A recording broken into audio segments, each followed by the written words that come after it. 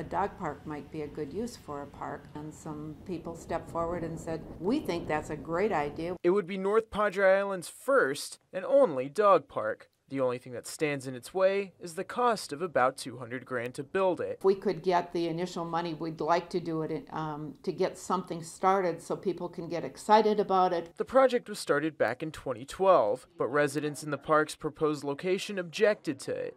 A recent land donation from the city breathed life back into it. And now, Treasurer Maybeth Christensen is doing everything to make the park a reality. A group of volunteers came together. We had an idea of a park where it could go, but they thought we really needed to do the research and figure out what works and what doesn't work for dog parks. The park is going to be located right here in this area, right off of Coral Vine Street. Now, dog owners say one of the big reasons they're starting this park is because there are few places in the area where you can actually do that. We don't have sidewalks except on a few streets. We walk in the street with our dogs, and the parks are full of sandburrs. But the proposed 1.5-acre park has been designed to be pet-friendly and weather-ready. We also are looking at it being a membership-driven dog park, so there is a plan to maintain it as well as to build it. With research done by the committee and a plan to be put to use, the next step is finding the sponsorship for it.